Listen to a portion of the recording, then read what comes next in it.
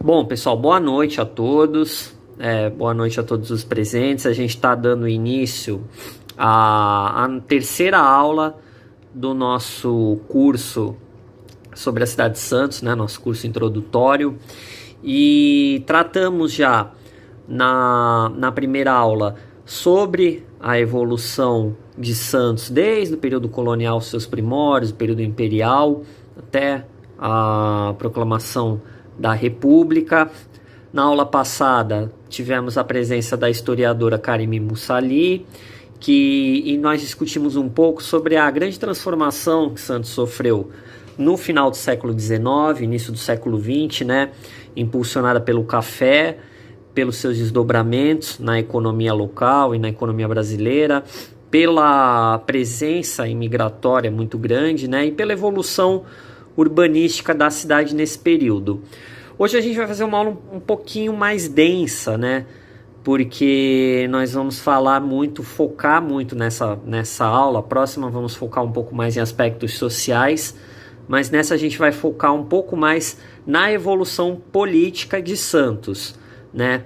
E a evolução política, ela não dá, a gente não pode dissociar, né, da evolução política do nosso país, desde a proclamação da República até os tempos atuais, né? Então vai ser uma aula um pouco mais densa, um pouco mais de conteúdo, mas eu prometo que eu vou falar um pouco menos, tá, pessoal?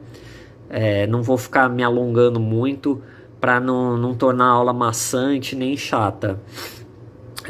Hoje a Karime não vai estar presente, né? Ela está nos acompanhando, mas ela não vai fazer uma participação. Então vamos lá. Boa noite a todos, né? Todos os presentes.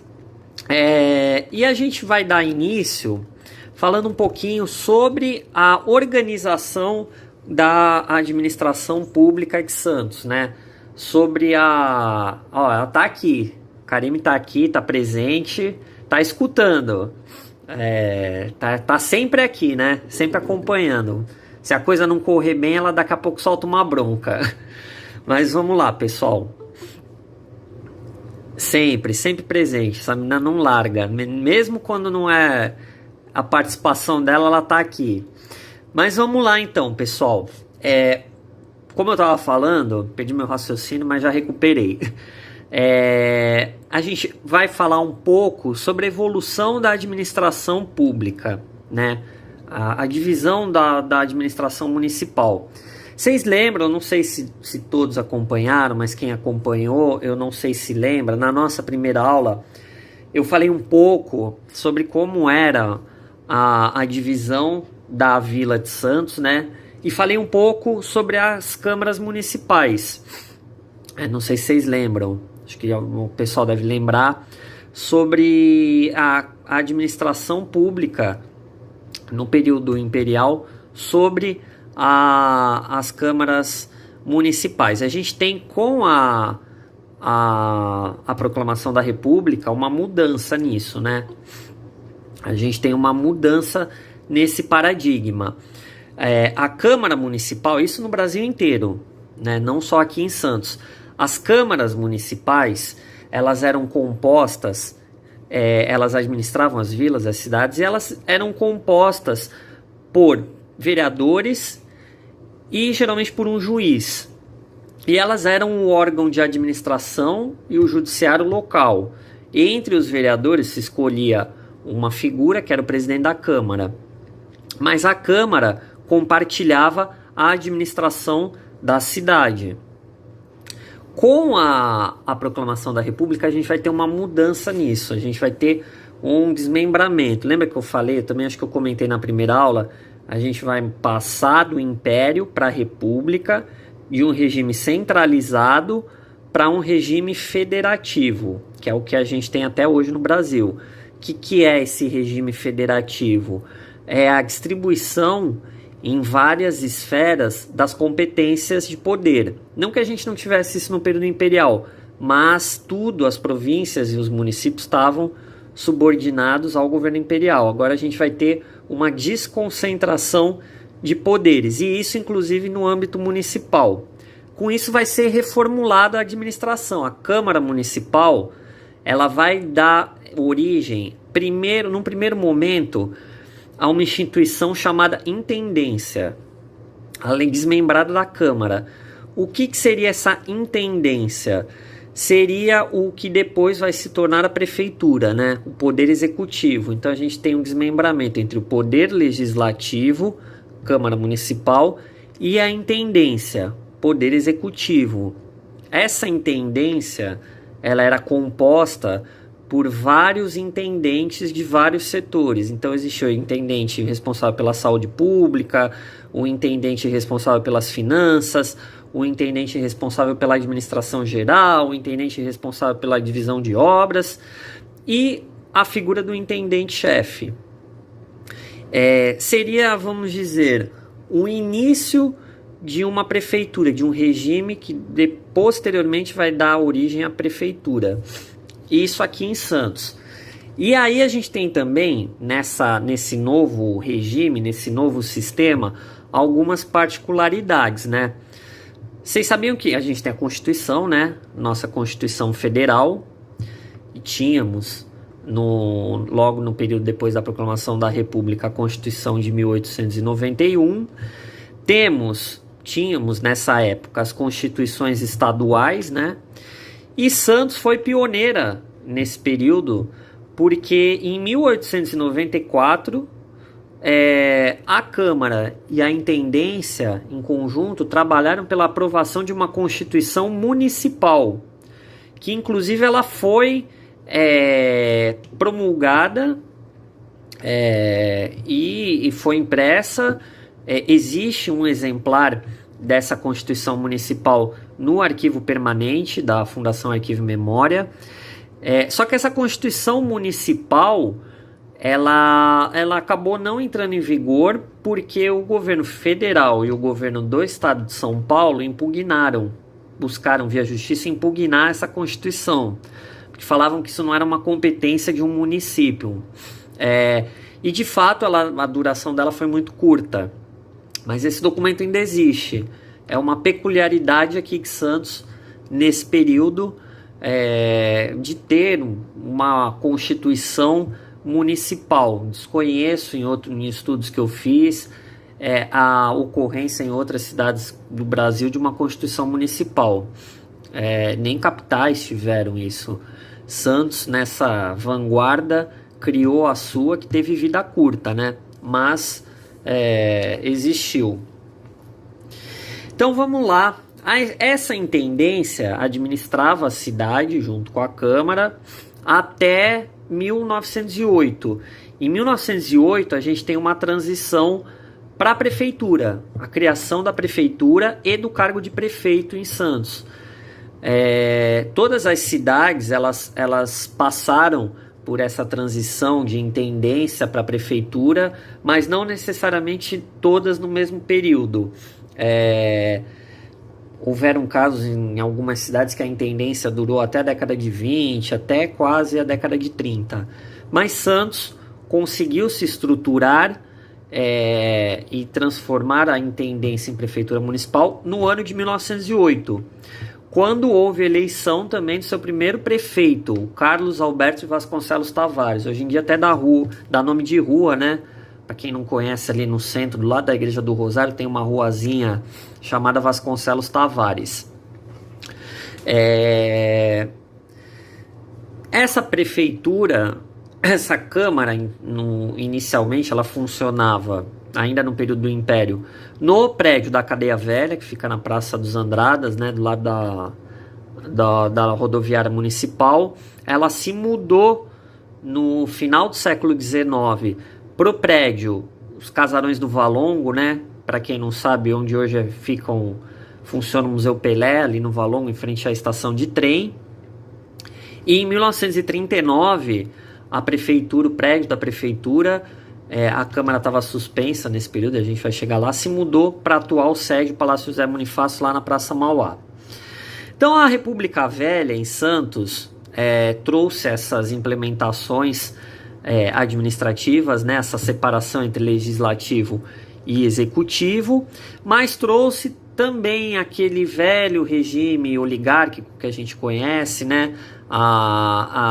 De eleições fraudulentas, de voto sob cabresto, né? Tudo isso também aconteceu em Santos. E a gente teve nesse período aí de 30, 40 anos, a prefeitura dominada pelo Partido Republicano Paulista, que era um dos partidos, se revezava, né, inclusive na presidência da República, com o Partido Republicano Mineiro.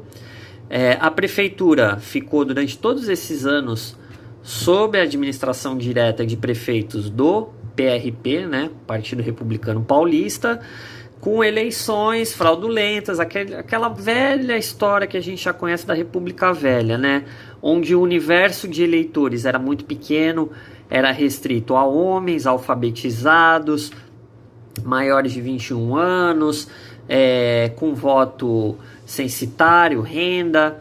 Então, uma parcela ínfima num país que era, então, majoritariamente analfabeto, com uma renda muito baixa, com acesso à educação formal muito baixo. Exato, o Almir aqui colocou a famosa oligarquia.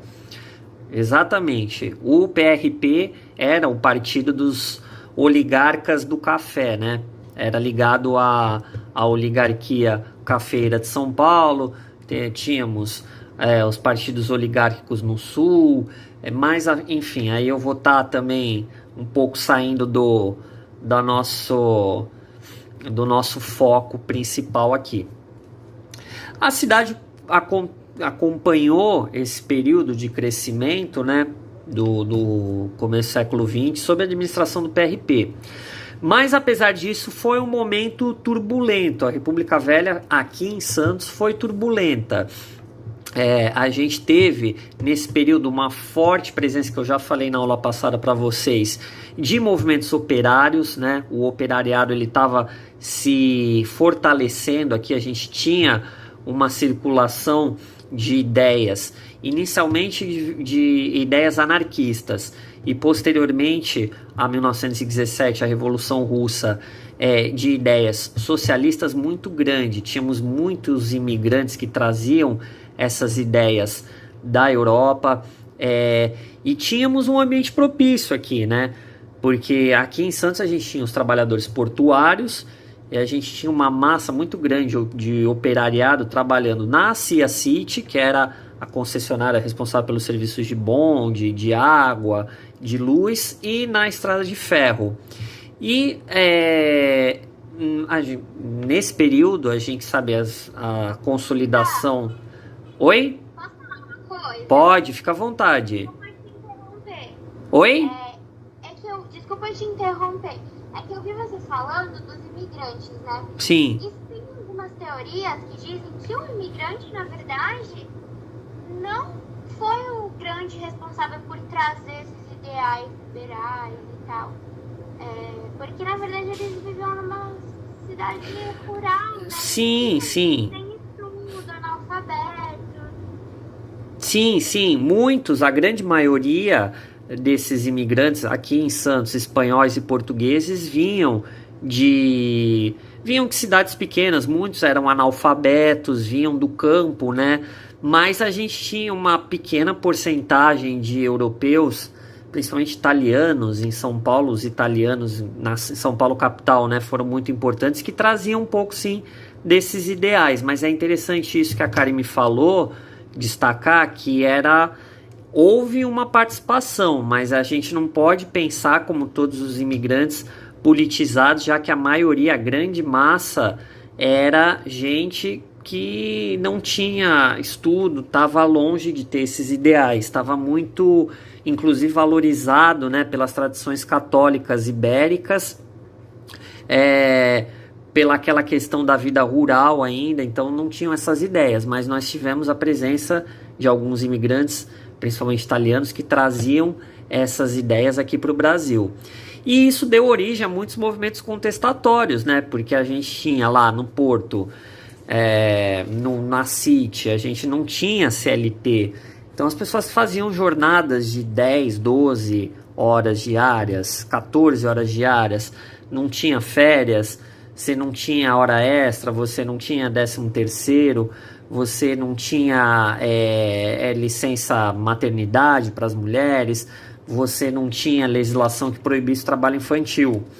Então, esse operariado lutou muito em Santos, encontrou um campo fértil para isso e nas questões trabalhistas. E aqui foi um celeiro de greves muito grande nesse período. Nós tivemos várias greves no Porto de Santos, no final do século XIX, início do século XX, várias greves na CIA City, no serviço de bondes e serviço de água. A gente teve a participação santista na greve geral de 1917, que foi um movimento que ele começou em São Paulo, capital, mas ele acabou se espalhando para outras cidades aqui do estado e para o Rio de Janeiro também. Começou nas indústrias têxteis, né, da capital, muitas situadas ali na região da Moca e do Brás, e a gente teve muito essa influência aqui no Porto de Santos, na cidade de Santos, desculpe, na primeira metade do século XX, né? E a gente teve também, óbvio, uma repressão muito grande, né? Uma repressão militar, uma repressão policial muito grande. Há uma frase, inclusive, que é atribuída, é apócrifa, né? A gente não tem certeza se é ou não dele, mas é atribuída ao último presidente da República Velha, Washington Luiz, que ele falava que a greve é um caso de polícia, ou seja, de repressão, né? Então foi uma luta muito grande. Santos esteve muito envolvida nisso pela sua posição privilegiada dentro do estado de São Paulo e pela sua grande massa de portuários e operariado. Em 1930, a gente vai ter uma outra mudança política no Brasil que vai reverberar aqui no estado de São Paulo e aqui em Santos. A Patrícia fez um comentário aqui. Tem um texto bem interessante do historiador Flávio Gomes que trata de uma greve dos tipógrafos mobilizada por homens livres e escravos. Posso compartilhar aqui? Pode sim, Patrícia, se você puder, fica à vontade para compartilhar. Toda informação compartilhada aqui é bem-vinda. A partir de 1930, a gente teve, um pouco antes, aliás, a gente tem o tenentismo, a gente tem começa a pipocar no Brasil, principalmente entre o exército, né, a ala baixa do exército, um descontentamento com esse regime oligárquico da República Velha, né? Eu não vou me estender muito nesse assunto aqui sobre o tenentismo, porque, enfim, a gente abriria leque para outras aulas, né? Mas, trocando em miúdos, foi um movimento que acabou por enfraquecer esse regime oligárquico da Primeira República. E em 1930 a gente tem uma mudança aí de paradigmas. A gente tem uma eleição, que seria a última da República Velha, onde disputam um candidato das oligarquias, né, o Júlio Prestes, que era governador de São Paulo na época, e representante do PRP, Partido Republicano Paulista, e a gente tem uma ala dissidente, a Aliança Liberal, que era encabeçada pelo Getúlio Vargas, que então era governador do Rio Grande do Sul, e o João Pessoa, que era o governador da Paraíba. Essa eleição ela vai se realizar, essa Aliança Liberal do Getúlio Vargas vai perder e vai ser um pouco tempo depois dessas eleições, o João Pessoa ele é assassinado lá no Recife, e isso vai ser um barril de pólvora que vai explodir em descontentamento entre os militares e entre esses setores dissidentes do Rio Grande do Sul, de Minas Gerais e da Paraíba, e vai dar origem à Revolução de 1930. Essa Revolução de 1930, aqui para Santos, ela trouxe algumas mudanças imediatas na cidade.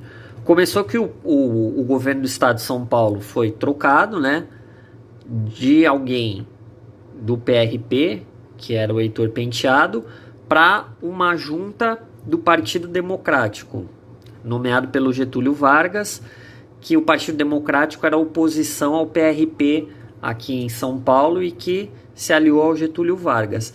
E aqui em Santos o prefeito também é deposto e é nomeada uma junta administrativa composta de 3 pessoas que vai tocar a administração da cidade temporariamente.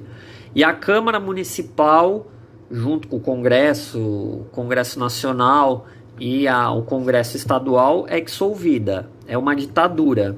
E de fato era utilizado esse termo, o próprio governo nesse período se utilizava do termo ditadura mesmo. O Getúlio Vargas o Getúlio Vargas e os outros ministros nesse período de 1930 a 32, eles se autodenominavam o governo da ditadura, a ditadura temporária.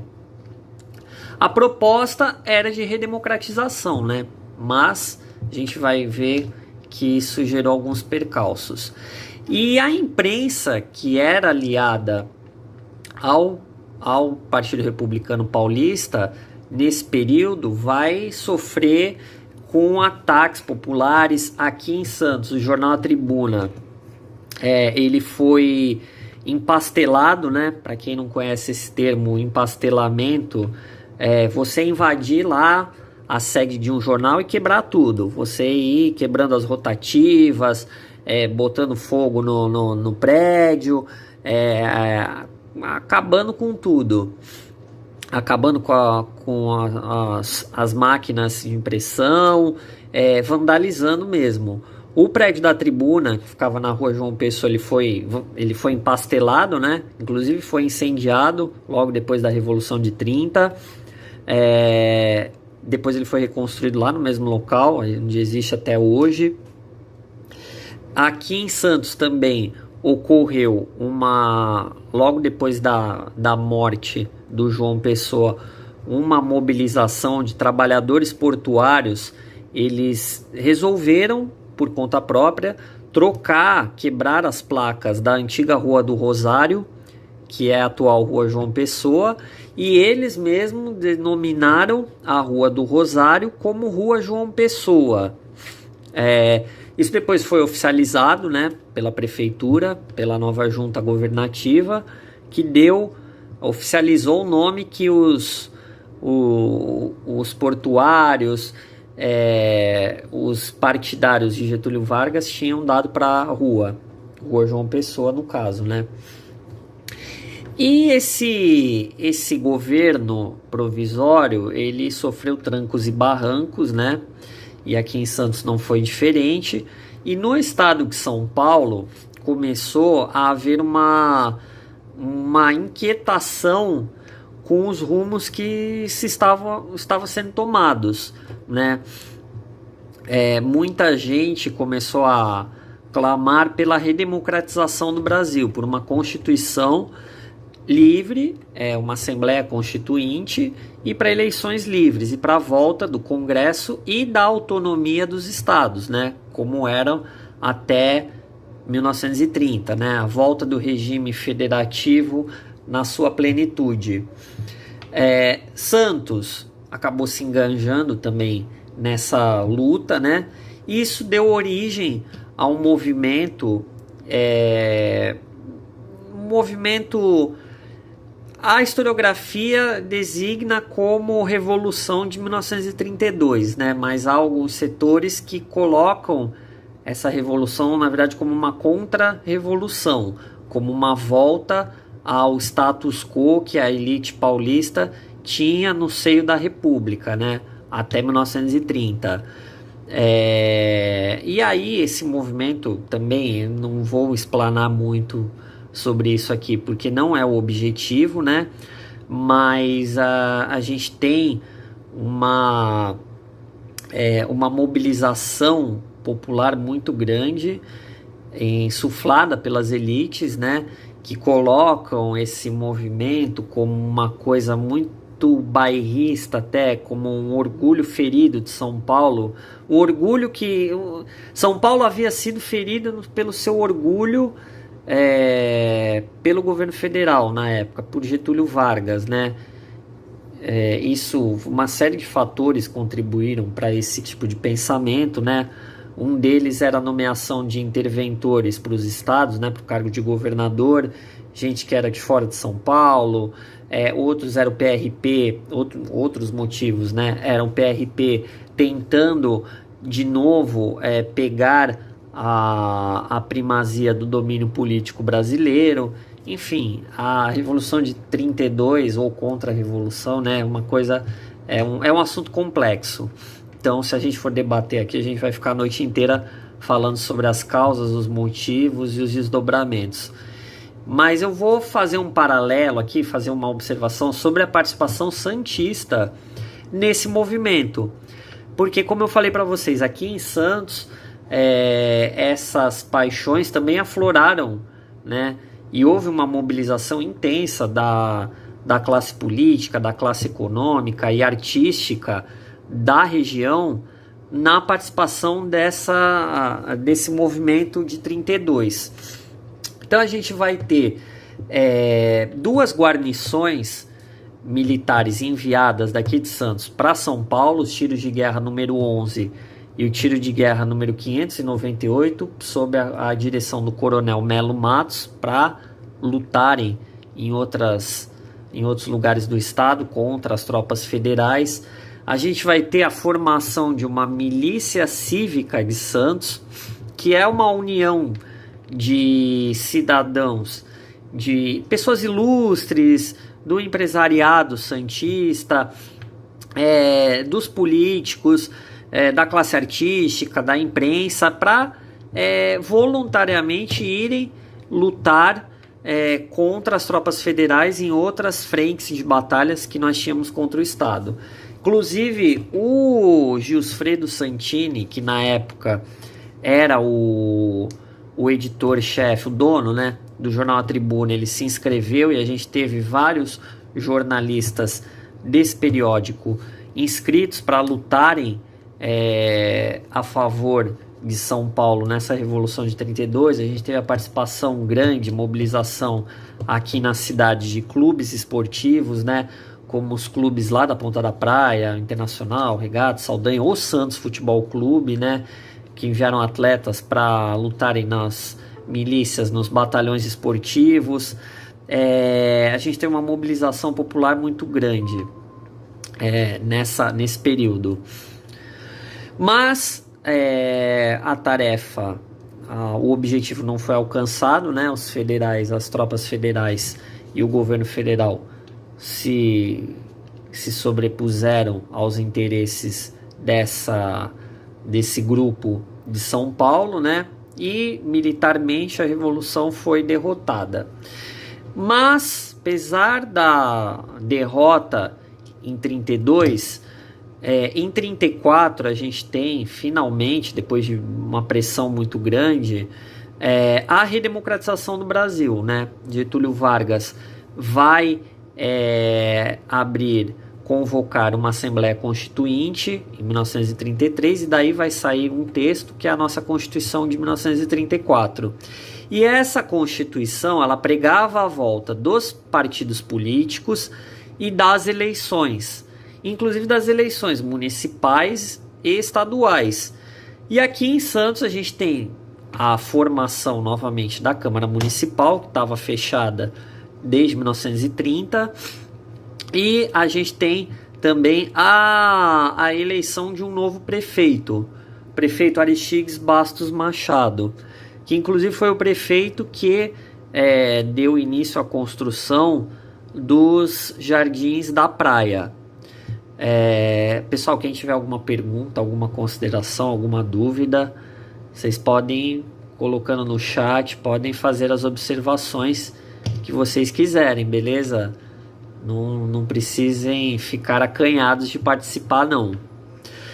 Mas voltando, Santos tem novamente eleições, né? tem novamente eleições para Câmara e para prefeito, e a gente vai transcorrer aí esse período com algum percalço, né? Mas vamos atravessar esses 3 anos até 1937, que vão ser 3 anos tumultuados em Santos e no Brasil, né? Porque a gente vai ter, apesar de não estar legalizado o Partido Comunista, vai ter uma movimentação muito forte, né? A gente tem a intentona de 1935, que é uma tentativa de revolta contra o governo Vargas por parte dos comunistas, e a partir daí a gente vai ter uma série de leis, estados de sítio, leis restritivas que o Congresso aprovou, dando amplos poderes para o Executivo Federal de fazerem detenções em massas, de não concederem habeas corpus, de inclusive torturas, né? Não legalizadas, mas a gente sabe que aconteceram nesse período e depois no Estado Novo, nos porões do DOPS, que já existia nessa época, sessões de tortura, muitas comandadas até pelo Filinto Miller, que era um dos chefes da repressão getulistas. Então a gente vai ter 3 anos aí conturbados ainda sobre democracia. Mas para Santos, a gente vai ter, depois do Aristides Bastos Machado, um prefeito novamente eleito, o Antônio Iguatemi Martins Filho, que é filho do Iguatemi Martins, que havia sido intendente lá no começo do século XX, né? Então a gente vê que essa questão dos pais, pai prefeito, filho prefeito, pai governador, filho prefeito, essa questão de filho, neto na política, né? Parentes da política, ela é uma coisa sempre presente, né, na nossa história. Até hoje em dia a gente tem vários exemplos, né? Alguns fazem da política uma profissão. Mas enfim, o Antônio Iguatemi Martins Filho vai fazer um governo curto. Ele é ligado ao então governador de São Paulo, Armando Salles de Oliveira, que pretendia ser candidato a presidente nas eleições de 1938.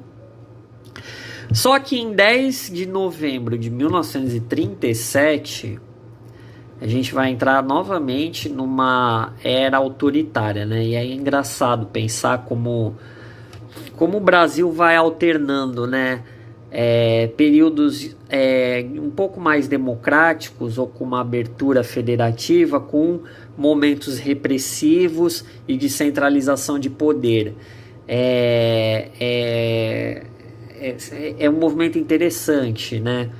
A gente vai pendendo uma hora para um caminho mais liberal, mais democrático, mais com federalismo mais presente, e outros com um aspecto autoritário e centralizador maior.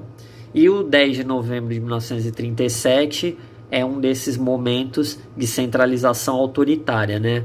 A gente vai ter uma Constituição, a Constituição de 1937, que vai novamente abolir os partidos políticos, abolir as eleições, fechar o legislativo, e aí eu falo de legislativo, a Câmara dos Deputados, o Senado, as assembleias legislativas dos estados e as câmaras municipais.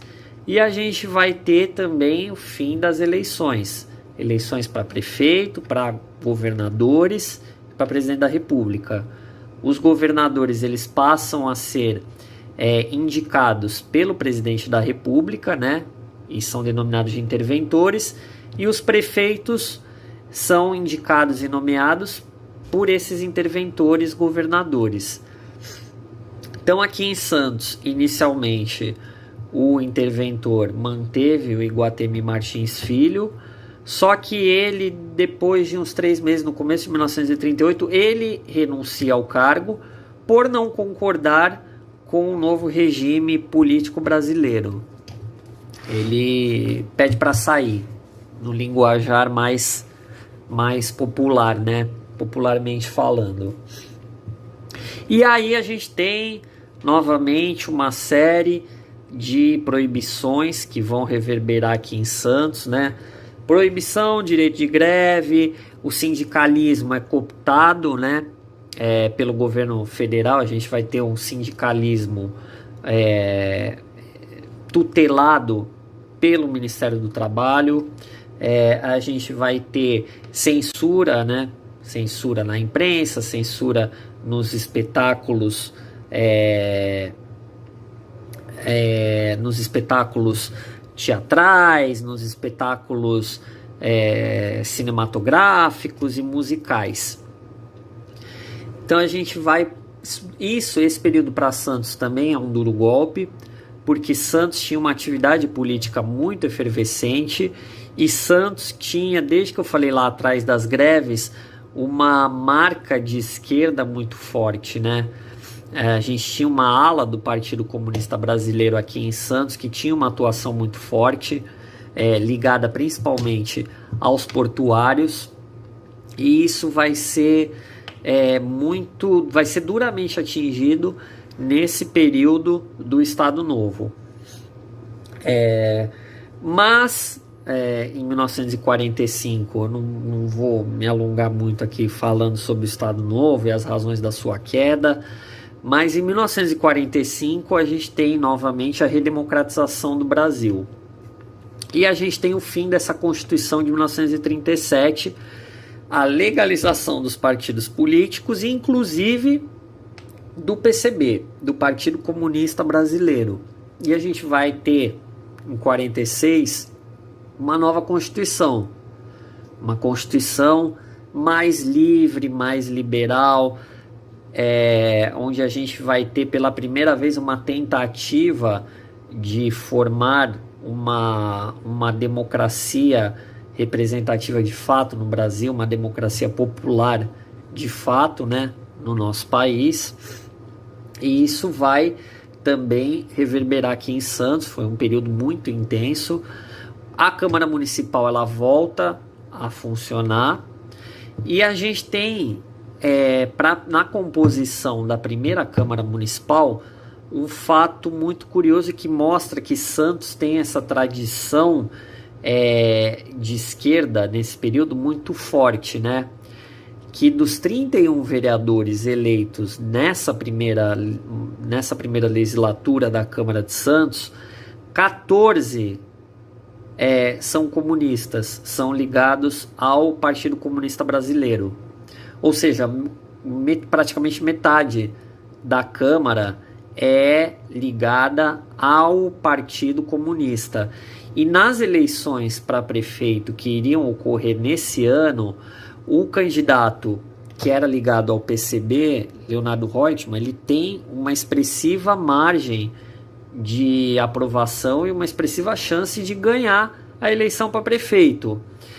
E isso aconteceu em outros lugares do Brasil, em outras cidades do Brasil. O PCB veio com uma força muito grande nesse período pós-1945, né? E é um período já que a gente tem uma divisão no mundo entre o bloco comunista e o bloco capitalista muito grande. E o PCB vem com uma força muito grande no Brasil. E aí a gente percebe que, na verdade, a Constituição de 42, o liberalismo tal, ele vai só até a página 2, né? Porque a gente tem uma pressão muito grande dos Estados Unidos, uma pressão muito grande de setores políticos e empresariais aqui do Brasil para ilegalizar o PCB. Para ilegalizar o PCB e para colocar eleições indiretas para prefeitos em algumas cidades. Algumas cidades que eram consideradas cidades-chave, cidades-polos. Nisso incluíam-se as capitais dos estados e algumas outras cidades que não eram capitais, como é o caso de Santos, mas que tinham uma importância estratégica para o Brasil.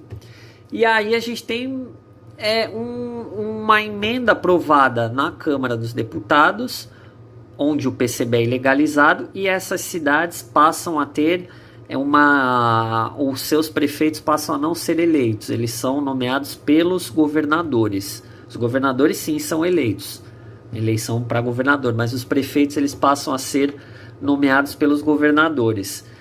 Então a gente tem o que? Prefeitos nomeados pelos governadores que venceram as eleições, então vão nomear prefeitos dos seus partidos. Em São Paulo, no caso, nesse período, final da década de 40, início da década de 50, a gente tem Adhemar de Barros eleito pelo PRP e depois Lucas Nogueira Garcês, do mesmo partido, PRP também. Então esses dois governadores vão nomear prefeitos para Santos do PRP. PRP não, PSP, desculpe. PRP era o Partido Republicano Paulista lá da República Velha. Esse é o PSP, Partido Social Progressista. Então isso mostra uma tentativa aí de calar a boca, né, de alguns setores da esquerda, dos comunistas, e tira muito da força política que eles tinham aqui em Santos. Que Santos era inclusive conhecida nesse período como a Moscou brasileira, né, ou a Barcelona brasileira, em virtude das linhas claramente de esquerdas, das opções, né, claramente de esquerdas que uma grande parte da população daqui fazia nas eleições. Esse arranjo aí, pós 1946, ele vai prosseguir. A gente tem uma diminuição das greves aqui em Santos, né, um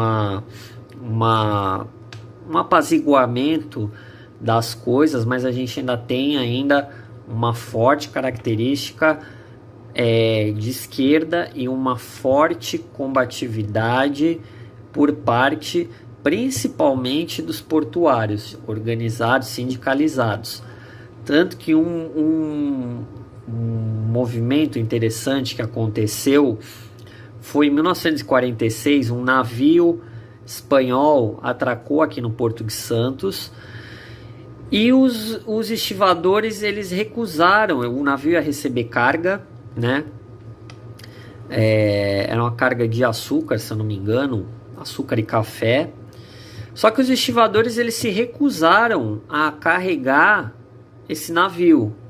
Eles recusaram prestar o serviço por ser um navio espanhol e pela Espanha naquele período estar sob o domínio de uma ditadura com um viés claramente autoritário, né, inclusive fascista, que era o regime comandado pelo Francisco Franco. Tanto que o Jorge Amado, vários anos depois, ele fez um romance baseado nesse episódio, né? Me fugiu agora o nome do livro, depois eu vou pesquisar e vou disponibilizar para vocês. Ele colocou em um dos romances dele essa história.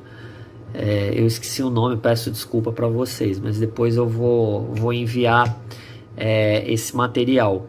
Isso mostra mais uma vez esse caráter muito forte de Santos, né? Questão da esquerda. A partir do final da década de 40, no início da década de 50, a situação política vai dar uma apaziguada.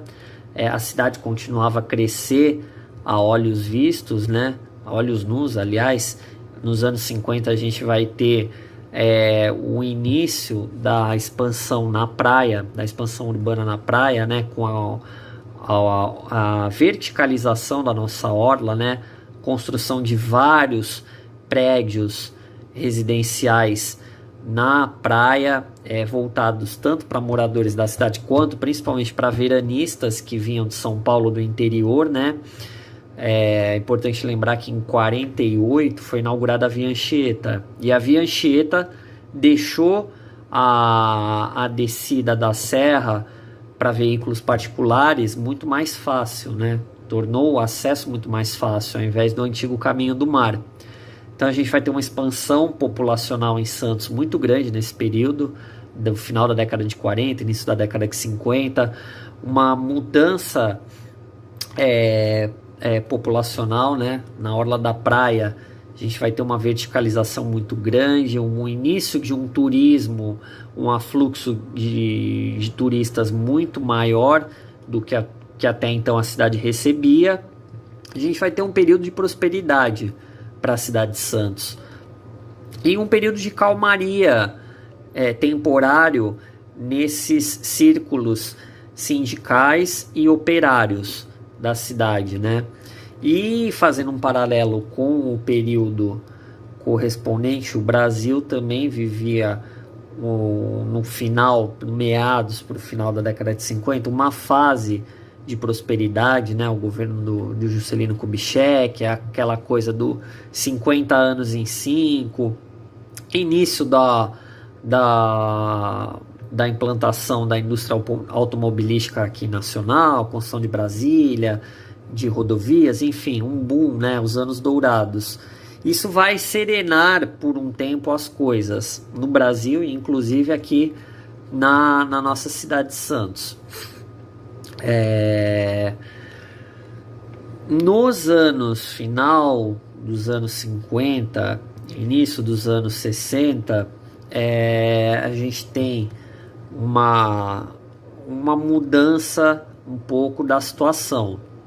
A gente tem um crescimento da inflação no Brasil, uma perda do poder de compra da população, um freio no crescimento do nosso PIB, né, do nosso desenvolvimento industrial, e uma série de questões que estavam lá sendo construídas desde o pós-guerra em relação à desigualdade social e regional e que estavam sendo mascaradas, elas vão começar a explodir no início dos anos 60.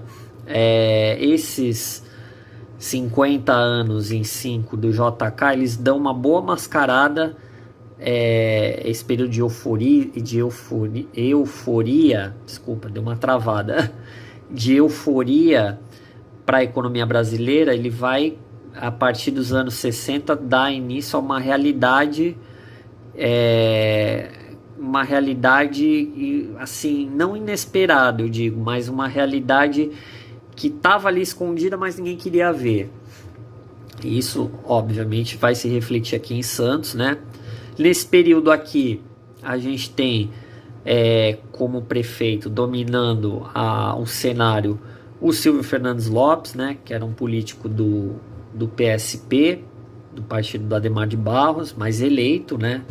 A partir de 1953, aquela emenda que eu falei cai, as eleições para prefeito voltam a ser decididas no voto popular. E a gente já tem aqui em Santos, em 1961, um problema que vai dar uma remexida na cidade. As eleições para prefeito nesse ano, elas ocorrem, o candidato ganha, o Luiz La Scala Júnior, ele vai ganhar essas eleições, ele é o candidato do então prefeito, Silvio Fernandes Lopes, mas ele morre antes de tomar posse, num acidente de carro. O carro dele bate num poste, foi na Vila Matias, até isso, uns 5, 6 dias antes da posse dele, ele morre. E aí fica uma situação, ele morre sem ser ainda diplomado. E gerou um questionamento, quem assume agora?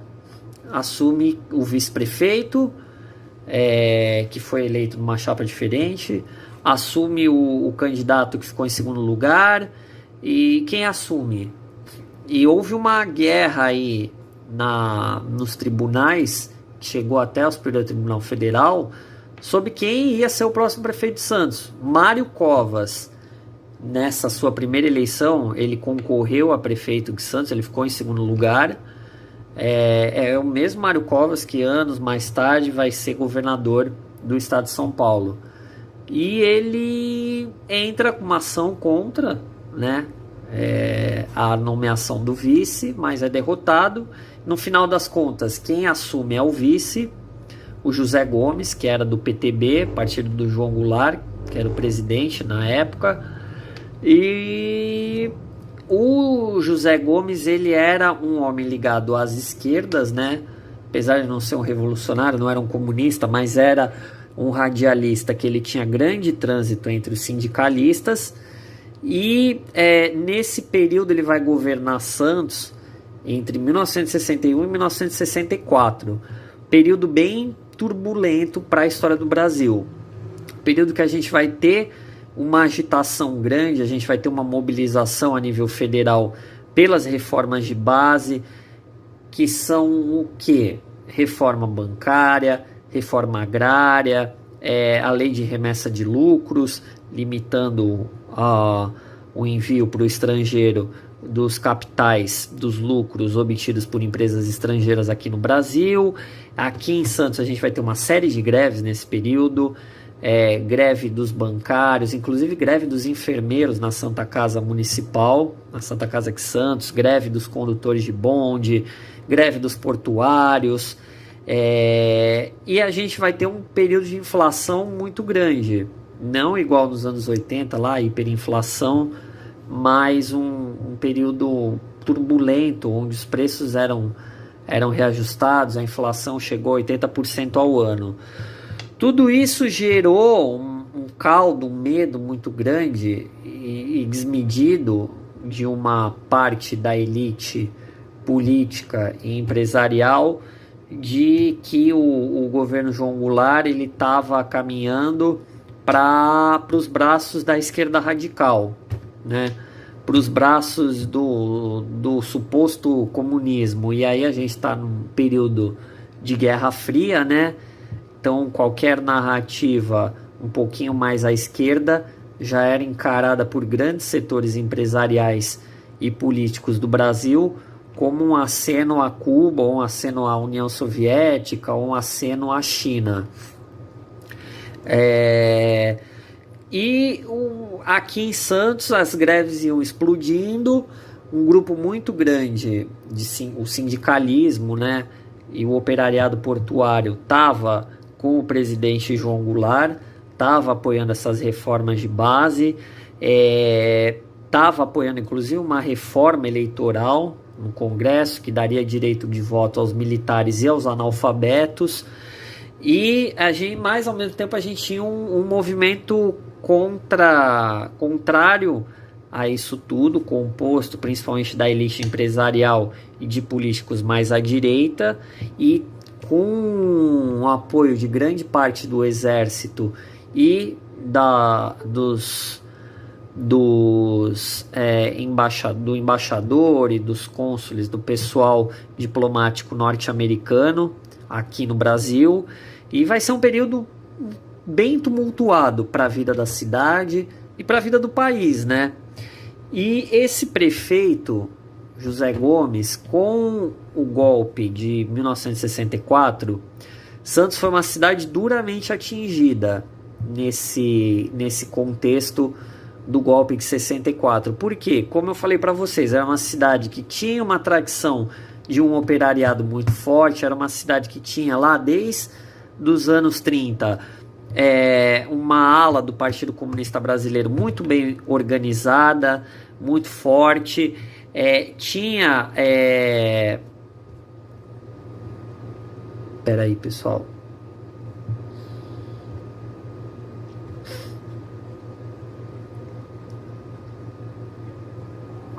Pessoal, desculpe, tivemos um pequeno problema aqui, deu uma travada aqui, acho que todos estão vendo agora, né? A internet caiu, pessoal. A internet deu uma caída aqui de casa. Já voltei, desculpem pelo transtorno. Acho que todos estão me vendo agora. Se o pessoal puder falar que sim, beleza. Acontece, né, pessoal? Quem faz ao vivo, infelizmente, tem esse tipo de coisa. A minha internet deu uma pequena travada aqui em casa, caiu, mas já a questão foi solucionada. São os percalços que a gente vai enfrentando aí, as pedras no meio do caminho, né? No caso aqui foi a NET que jogou uma pedra no meio do caminho, mas vamos em frente. Como eu estava falando, o golpe de 64 ele atingiu duramente Santos, porque Santos era uma cidade considerada muito de esquerda, era uma cidade que tinha uma atuação sindical muito forte, e o regime desde o início tentou calar essas vozes contrárias a partir de uma repressão muito forte, tentou silenciar de todas as formas. Então foram abertos vários inquéritos policiais militares, né, os tais dos IPMs aí, que eram eram geralmente chefiados por gente do exército.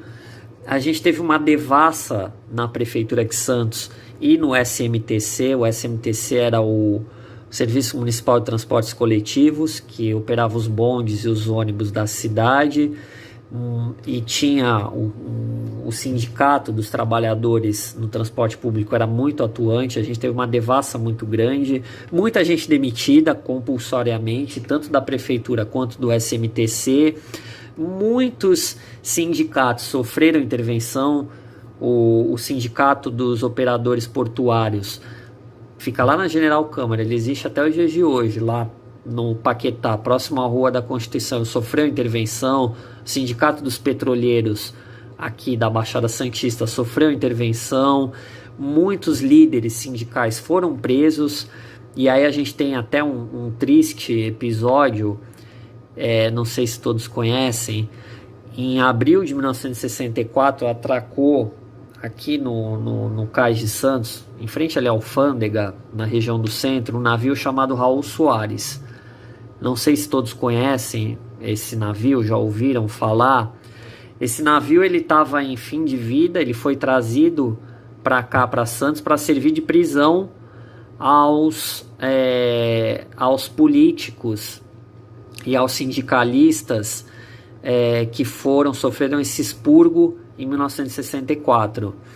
Ele ficou fundeado lá porque não havia capacidade na penitenciária local, que era o prédio do Palácio da Polícia ali no centro, para prender todo mundo, todos os envolvidos. Então tiveram que trazer esse navio, fundear na Barra, e os sindicalistas, líderes políticos de esquerda, que eles chamavam, né, na época, as autoridades de agitadores subversivos, foram trancafiados nesse navio sem menores condições de higiene, sumariamente, sem nenhum julgamento decente, e essas pessoas ficaram meses lá. Esse navio ficou meses atracado aqui, essas pessoas em condições degradantes. Para quem quiser saber mais sobre essa história, tem um livro chamado Raul Soares. Eu vou passar depois por e-mail também. Raul Soares, um navio tatuado em nós. Que esse livro, né? Na verdade, deu uma travada aqui, pessoal, desculpa. Ele é resultado da tese de mestrado da jornalista e professora Lídia Maria de Mello.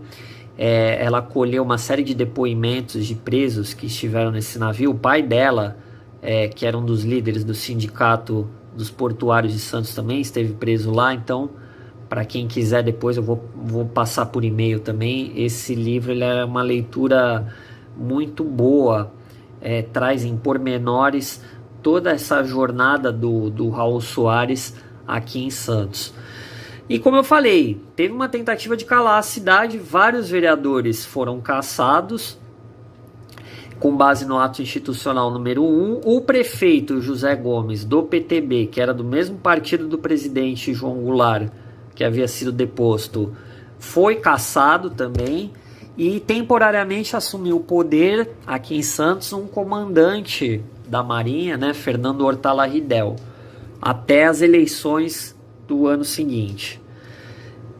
Mas aí a gente já tem, a partir desse momento, uma fragilização do quadro político aqui da cidade de Santos, né? A gente já tem uma grande parte da vida dos políticos e dos líderes sindicais afastados da vida pública. Isso ainda vai se acentuar. Em 1965 a gente tem as últimas eleições diretas para a Prefeitura de Santos. Depois disso, as próximas seriam 20 anos depois só, em 1984. Quem ganha essas eleições é novamente o Silvio Fernandes Lopes, que já tinha sido prefeito lá no final dos anos 50. Só que a cidade está tolhida de uma parte da sua vibrante força política. E conforme o regime vai se acentuando, a situação vai piorando, inclusive para Santos e para os seus políticos. E em 1968, a gente tem de fato a última eleição para prefeito, onde o candidato vencedor não assumiu. Quem venceu essas eleições? Um homem chamado Esmeraldo Tarquínio de Campos Filho. Esse Esmeraldo Tarquínio de Campos Filho, ele era um político de esquerda, mas não comunista, de centro-esquerda, diríamos assim, com ideias progressistas e opositor do regime militar. E esse senhor, Esmeraldo Tarquínio, ele foi o primeiro negro eleito para o cargo de prefeito de Santos. E o que aconteceu? Ele foi eleito, mas ele não assumiu. O regime militar cassou os direitos políticos dele e proibiu a posse. Por duas questões. A oficial foi o suposto descompasso entre as ideias políticas do Tarquínio e o regime político federal em voga, né? O regime militar. O segundo motivo e mais velado, o racismo. Infelizmente. E falando assim, sem rédeas, sem papas na língua. É difícil a gente ter que falar isso, mas foi o segundo motivo que embasou a caça do mandato do Tarquínio. Para quem quiser saber mais também sobre o Esmeraldo Tarquínio, sobre esse período aqui, tem... só um momento, pessoal. Tem um livro do jornalista Rafael Mota, que foi editor da Tribuna. Esse livro aqui, Tarquínio Começar de Novo. Depois eu vou também anotar o nome direitinho, deixar disponibilizado para vocês. Esse livro conta a trajetória do Esmeraldo Tarquínio na política, desde que ele era líder estudantil na Faculdade de Direito da Unisantos, né? A antiga Casa Amarela lá na Conselheiro Neves, até a eleição dele para vereador e para prefeito. E o que aconteceu? Ele foi cassado, o vice-prefeito eleito, Oswaldo Justo, em solidariedade ao Tarquínio, se recusou a assumir o cargo de prefeito, e a cidade ficou no limbo. E o que aconteceu? Foi a oportunidade para o governo federal, na época, o presidente ditador de plantão Costa e Silva nomeou um general chamado Clóvis Bandeira Brasil para o cargo de prefeito interventor. Esse general, ele não era de Santos, ele morava no Rio de Janeiro, a vida dele tinha sido feita no Rio de Janeiro, ele não tinha nada a ver com Santos, ele nunca tinha exercido nenhuma função aqui, era uma pessoa totalmente estranha à vida da cidade. A credencial dele para ser prefeito é que ele havia sido chefe de gabinete do Costa e Silva quando o Costa e Silva foi ministro da guerra no governo do Castelo Branco, o primeiro governo pós-1964. E esse general interventor veio para cá, assumiu a prefeitura em 1969 e ficou no cargo até 1974. Nesse ínterim, Santos foi declarada área de segurança nacional, junto com várias outras cidades brasileiras, junto com todas as capitais de estado e outras cidades estratégicas, como Campos de Goytacazes, no Rio de Janeiro, a cidade de Rio Grande, lá no Rio Grande do Sul, Cubatão, aqui ao lado. Santos eram cidades que eram estratégicas por possuírem algum equipamento ou pela sua relevância para o governo federal. Santos por conta do porto. Então essas cidades ficavam privadas de elegerem os seus prefeitos, eram nomeados ou pelo governo estadual ou pelo governo federal. E assim Santos embarcou numa sucessão de prefeitos biônicos, né, que a gente chama, que eram prefeitos nomeados pelo governador, geralmente o governador de São Paulo, mas com a anuência de Brasília, da presidência da República. E, de fato, qualquer atividade organizada na cidade, as greves que ficaram famosos, a atuação sindical, Partido Comunista, tudo isso acabou se perdendo. A ditadura militar de 64, ela conseguiu desmobilizar, ela conseguiu o que o Estado Novo getulista não conseguiu, que foi desmobilizar o progressismo e a esquerda na cidade de Santos. Depois disso a gente vai ter a redemocratização do Brasil, a redemocratização aqui de Santos, né, a partir de 1984, né, com o prefeito Oswaldo Justo, e em 1989 a gente vai ter a eleição da primeira mulher prefeita de Santos, né, Thelma de Souza, do PT, né, que acaba resgatando um pouco essa áurea esquerdista da cidade, mas muito aquém do que era até 1964.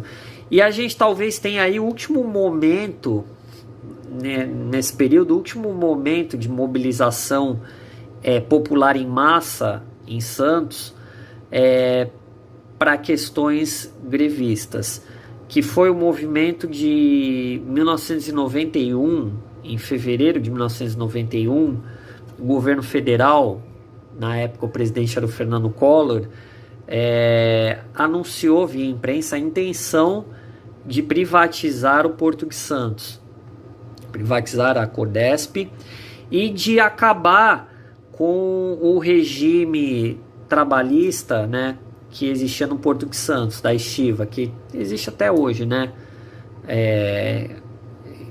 Criar um outro vínculo. E essa modernização, que ele chamava de modernização do Porto de Santos, na verdade ia reduzir muito o número de trabalhadores. Ia haver uma demissão em massa no Porto. E a cidade acabou se enganjando, a prefeitura, líderes empresariais, o comércio, acabou se enganjando nessa luta.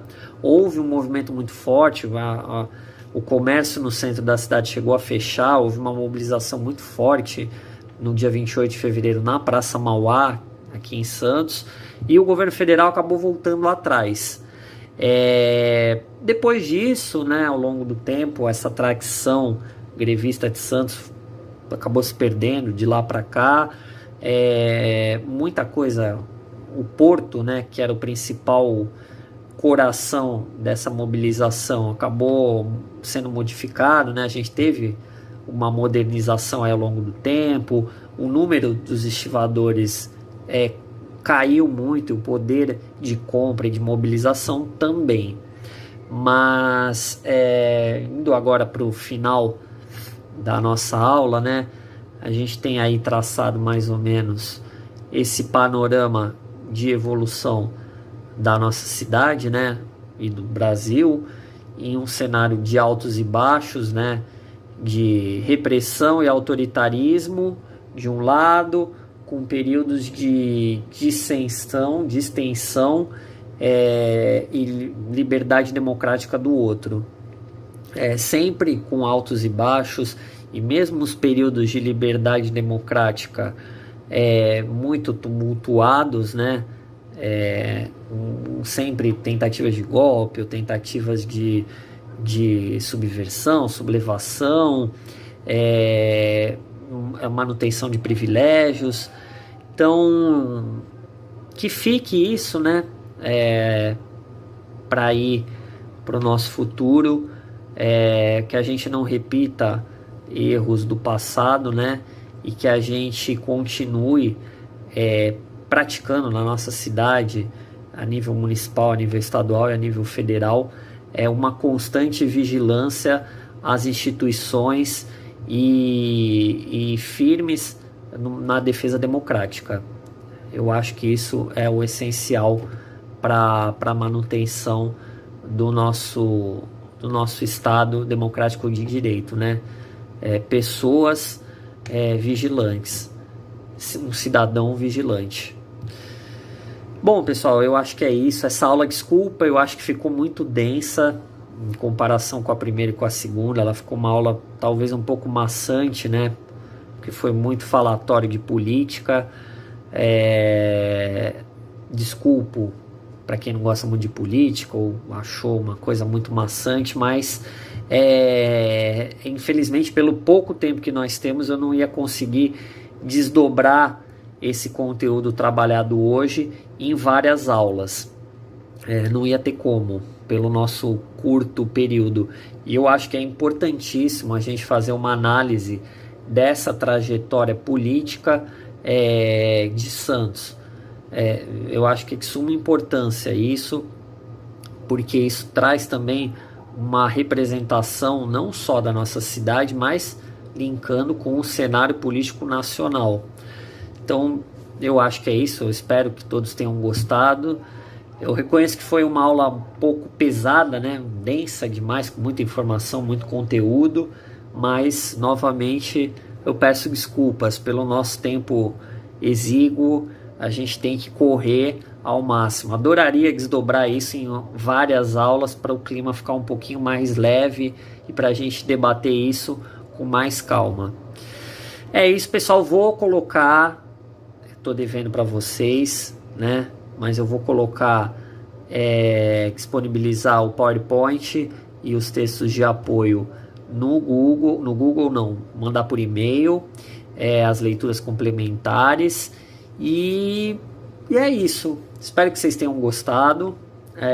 Na próxima semana a gente vai ter o nosso encontro também, quarta-feira, mesmo sendo quarta-feira de cinzas, a gente vai ter o nosso encontro, até porque o carnaval também não vai acontecer, né?